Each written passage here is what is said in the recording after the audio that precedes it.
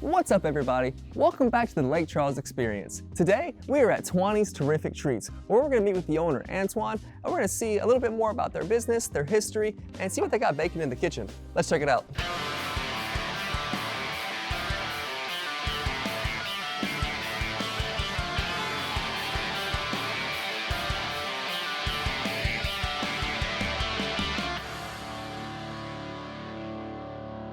Antwan, my guy, how's it going, dude? Good to see you, man. Thank you so much for having us. Absolutely, yes, sir. So for those who don't know, we are here at Twanie's Terrific Treats. Yes, sir. You are Mr. Antwan himself, That's correct. owner, founder, correct?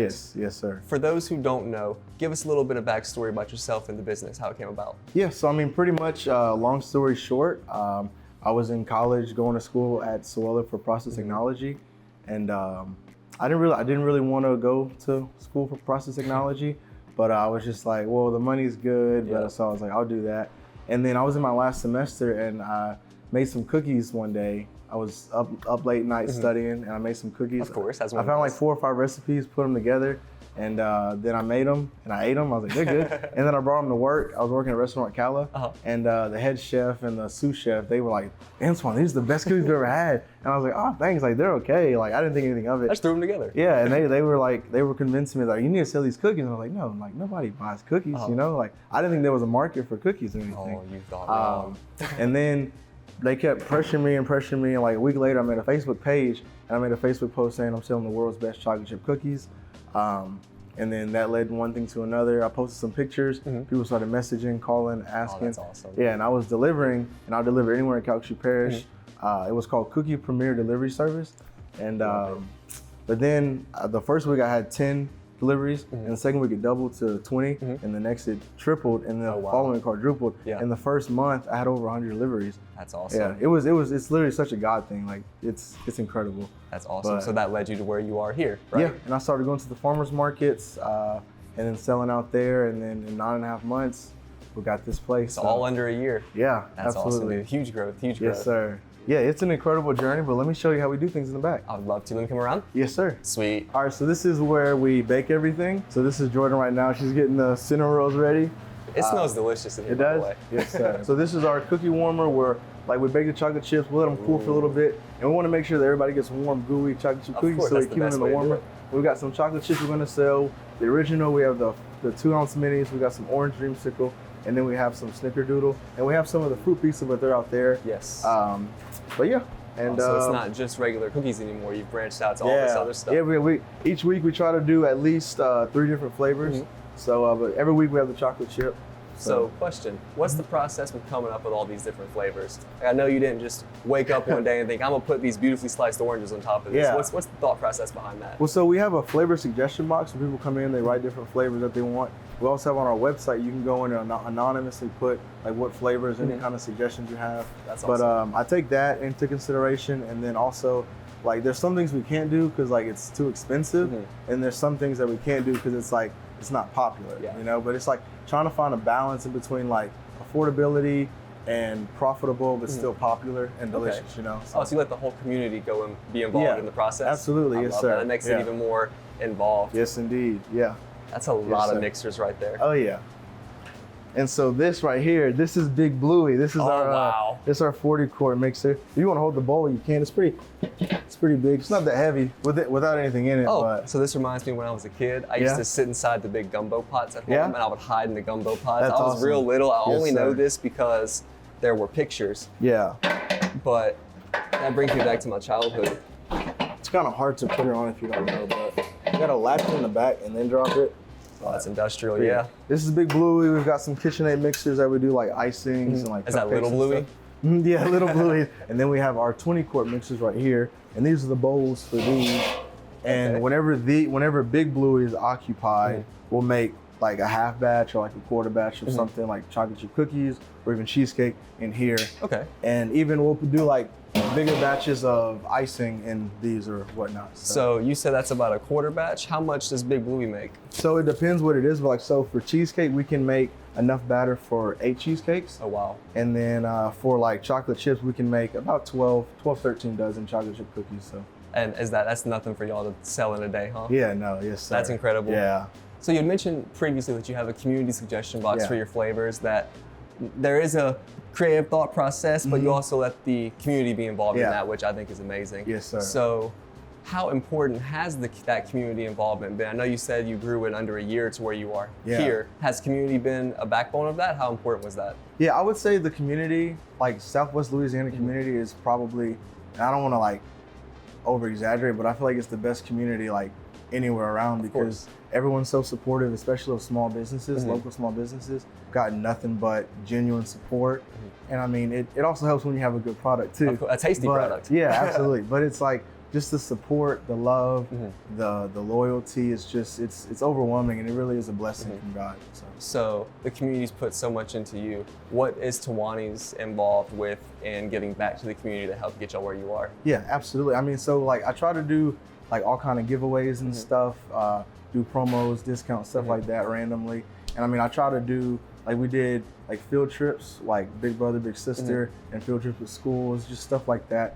And just try to do community outreach, which is, we can't really do it that often because we're kind of busy here. Of course. But we try to do as much stuff in the community to say thank you for your support, if that makes sense. I love that. So giving back to the people that helped you get where you are today. Yeah. That's amazing. Yes, sir. So you had mentioned that we may be able to make some sweets today. Yes, sir. Yeah. Is it that time? Yes, sir. I'm gonna show you how we roll our chocolate chip cookies. I love it. Let's do it. Chocolate chip's my favorite, by the way. Really? Okay. Yes. Awesome sauce. Let me get you a hairnet. Yes. So we can be matching. Oh, I love it. Is this correct? Yes, sir. Yeah. No, however you want to do it is fine. So our cookies, our chocolate chip cookies, these are the original 4 ounce. So these are going to be 4 ounces, which 4 ounces is 113 grams. Okay. But we like to weigh it 114 to 116, just because technically it does lose a little bit of weight when it bakes. Okay. So we just want to make sure that nobody can say, oh, I didn't get my 4 ounces, you know. But so you'll just take the dough, try to weigh it, and hey, that was perfect. You got that. First try. Come see this. First try. First try. He said 114 grams. I think that's just from doing it so much. All right. But yeah, and then you'll just have that, and then you'll just kind of press it a little bit, about 3 or 4 times. And you want it to be like kind of bumpy on the outside. It helps it to give it that nice little crunch on the outside. Okay. And but yeah, if you want to go ahead and just get some. I'm gonna see if I can. I doubt I'll be able to match what you did right there. Ooh, no. That was 164 grams. Closer. We're getting there. You gotta drop 10 grams. All right, we're almost there. Almost. Hey, perfect. You said 115 was good, right? Yeah, so 116 to 114. So yeah, then press. That is perfect. To about this point? Yes, sir. Just lightly pressing, you're good. Chocolate chip is my favorite. I think this is how I test a new bakery anytime I visit a bakery. Yeah. I feel like, because everyone has chocolate chip. It's kind of like getting chimichangas at a Mexican restaurant. You know everyone's gonna have it. Oh yeah. Everyone has chocolate chip. Yes. So once they're rolled, we refrigerate them, or we try to refrigerate them overnight, but sometimes, like, let's say we get a big rush and like we try to have extra tubs in the fridge, like 2 or 3 tubs, just in case we end up selling out, we're getting low, we need to bake more. But for the most part, we will refrigerate them overnight, or at least like an hour. Okay. But if not, then we'll just bake them, and they'll come out fine either way. I love that. Yeah. So these are gonna go in the fridge. Yes, sir. And I think we already have some prepared for today, right? Yes, we do. So we can go check those out. Yeah, do you want to trade these up and bake some? Yes, that sounds great. And I like to grab them by 4. Okay. Because if you do this, I mean, it helps me because you can count it, and you just do that 3 times, and it should be enough. And sometimes, as you see, the parchment paper moves, so that you can just kind of like slide into place. And like, I'll push these back just a little bit more.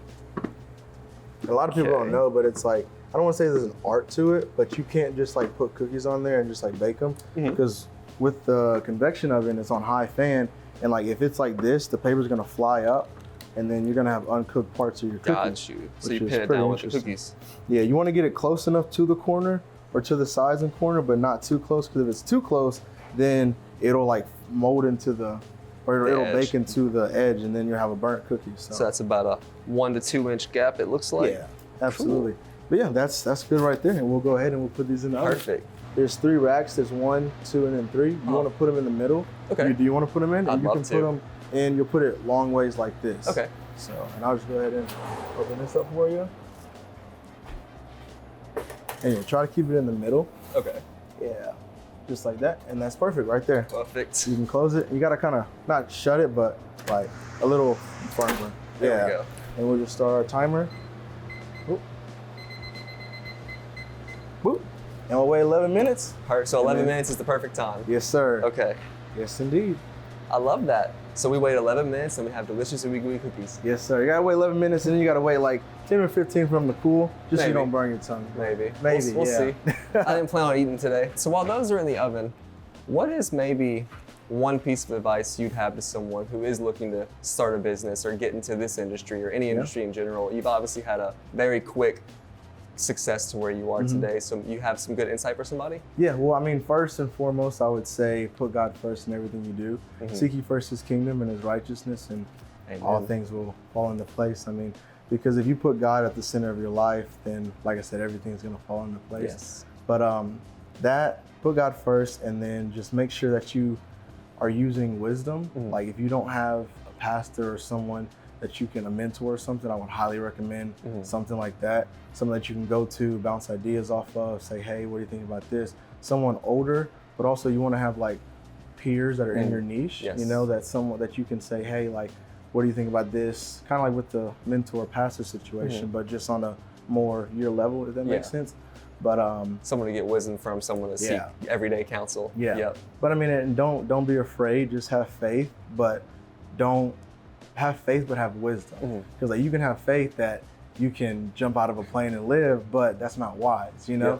So it's like, just have faith, take a leap of faith, but be wise in everything that you do. I love that. Yeah. That's some of the best advice I think I've been given on this show. Yeah, that's awesome. Yes, I love that.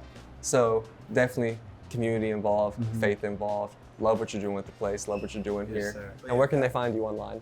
They can go on our website, twanystreetretreats.com, and then you can find us on Facebook, Instagram, TikTok. So perfect. Yeah. I love that, man. Well, those cinnamon rolls look amazing. Oh, yes, sir. I smelled cinnamon. I was like, yes, sir. After chocolate chip cookies is cinnamon rolls. Yeah. So you got it going on here. Well, dude, thank you so much for having us. Absolutely. I'm excited to eat these cookies here in a second. Okay. So I guess we're gonna do some editing magic and cut back to when those are done. We'll have some sweet. gooey cookies.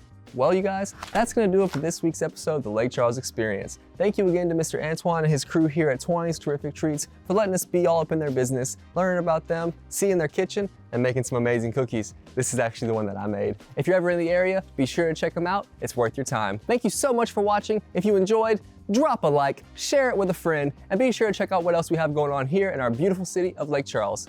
That's it for me. I'm going to enjoy this cookie. That's delicious.